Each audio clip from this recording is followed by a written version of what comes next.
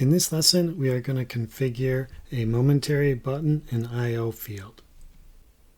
I am going to open up the tool screen that was created in a previous lesson. On the right-hand side of your screen will be your toolbox.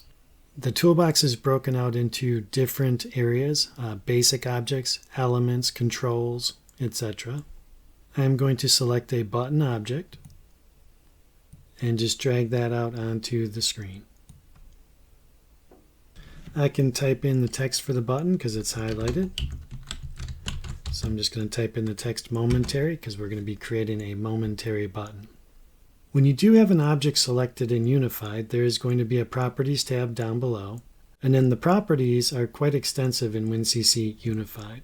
The first thing that I like to point out is there's an icon here that allows you to switch the view. You can switch, and so you can see an alphabetical listing of all of the properties for the object. So there are quite a few properties that you can configure. I prefer the category view, and then I usually like to start with all of the categories collapsed.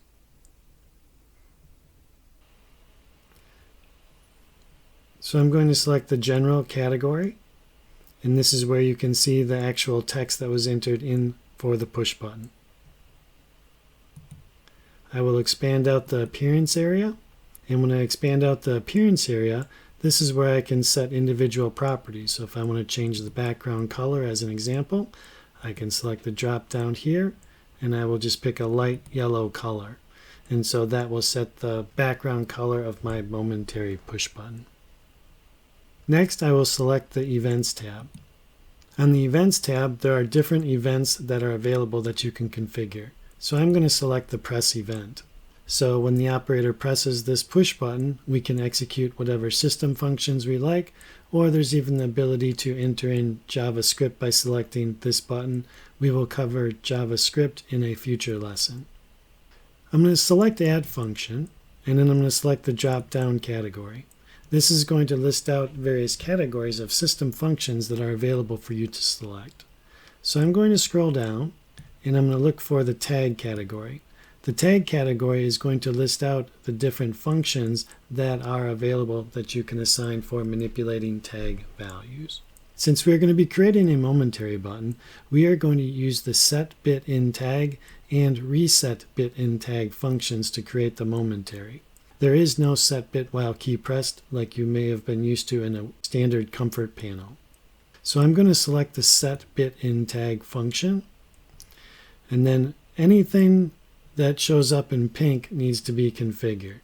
So the tag value here, I will select and browse. And then I'm going to select the HMI demo tags tag table. And in a previous lesson, I created a bool tag. So I'm going to select the bool tag _1, select the green checkbox to accept this entry. So this is the set bit in tag function. So when this push button is pressed, it is going to write a 1 to the address or to the tag inside the controller. So I'm going to select the release event this time. Now, instead of browsing into the categories of functions, what I can do, if I know the name of the function that I'm looking for, is I can start typing it. So if I type in reset, it filters by system functions that start with the word reset, and I can pick the reset bit in tag. Now, in terms of browsing for tags, if I do expand out my HMI tags and highlight my HMI demo tags table, down in the details view, I also have drag and drop capabilities from here. So I can drag my bool tag _1 out onto the pink entry and assign it that way as well.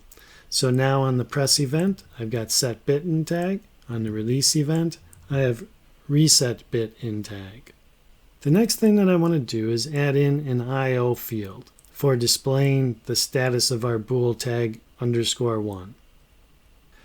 We can do this a number of different ways, but what I'm going to do first, because I've got my HMI demo tags tag table selected, I'm just going to select the bool tag _1 and drag that out onto the screen. So I'm going to select the Properties tab for this IO field. And you will notice that the general area is this bluish color. So that means that a property has been dynamically altered. So what I will do is select the general, and then I can look at the process value and the dynamization column. We have different choices here. So in this drop down list, I can pick how I want to get the process value to be displayed, or how to get a value to be displayed inside of the IO field. Doing the drag and drop, it actually selects tag, and then it automatically assigned the bool tag _1 tag to my IO field. I also have drag and drop capabilities in here as well. Say for example, I wanted it to be the bool tag 2. I could do a drag and drop, and that would also alter the tag. Or I can just browse for the tag and pick bool tag _1 and select the green checkbox. So you have a variety of different ways that you can bring the tags in and assign to the objects.